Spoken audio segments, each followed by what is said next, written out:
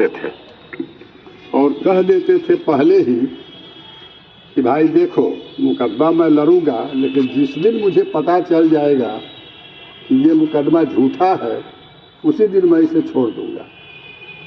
यह उनके व्यक्तित्व की बहुत बड़ी कामयाबी कहेंगे कि वो तो इतने अनूठे व्यक्तित्व के आदमी थे कि प्रोफेशन में भी सच्चाई और ईमानदारी उन्होंने कभी नहीं छोड़ी।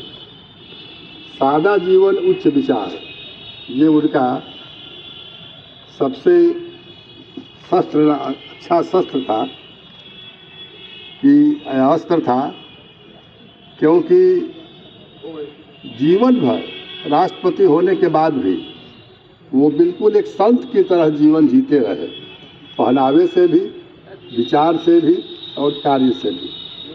कभी उन पर विरोधाभास नहीं हुआ, कभी मतांतर नहीं हुआ। तो ये उनके व्यक्तित्व की महानता थी। दूसरी बात मैं ये कहूँ कि संविधान निर्माण में उनकी अहम भूमिका रही है। भारत का जो संविधान बना उसके अध्यक्ष तो डॉक्टर सच्चिदानंद सिन्हा जी थे, लेकिन सच्चिदानंद सिन्हा जी जब बीमार रहने लगे, तो बिहार के ही थे, पटना में सिन्हा लाइब्रेरी उनकी देन है, तो जब वो बीमार रहने लगे तो उन्होंने राजेंद्र बाबू को कार्यकारी अध्यक्ष बनाया अपने बदले। वो मुक्त नहीं हुए, लेकिन असिस्टेंट के लिए, मदद के लिए राजेंद्र बाबू को रखा और राजेंद्र बाबू की ही देखरेख में संविधान का निर्माण हुआ। और जब संविधान बन गया, भारत का संविधान, तो उसकी पांडुलिपि लेकर राजेंद्र बाबू पटना आए और उन्होंने अध्यक्ष महोदय से, मतलब डॉक्टर सच्चिदानंद सिन्हा से, उस पर उनके हस्ताक्षर लिए। अध्यक्ष ही अप्रूव करता है, तो इसलिए उनके हस्ताक्षर के बाद ही वो प्रिंट में गया, उसकी छपाई हुई। तो संविधान के निर्माण में एक बार लोग कहते हैं कि पांडुलिपि भूल गई थी या खो गई थी, तो राजेंद्र बाबू ने उसको पढ़ लिया था और अक्षरशः याद कर लिया था। तो भूल गई प्रति तो उन्होंने डिक्टेट करा दिया किसी को, और फिर जब प्रति मिल गई तो लोगों ने देखा कि बिल्कुल शब्द शब्द वही हैं जो इन्होंने डिक्टेट कराया था, लिखवाया था।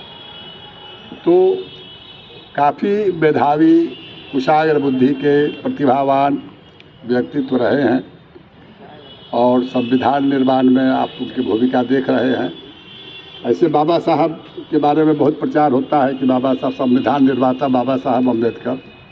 ठीक है, बाबा साहब भी उसमें एक समिति के सदस्य थे और उसके लीगल विभाग के, मैंने विधि विभाग के प्रभारी थे संविधान के। लेकिन और सब जब बनकर आ जाता था तो वो कंपाइल करते थे बाबा साहब। संविधान निर्माता अकेले बाबा साहब नहीं थे, बहुत सारे सदस्य थे उसमें 30-35 लोग सदस्य थे लगभग।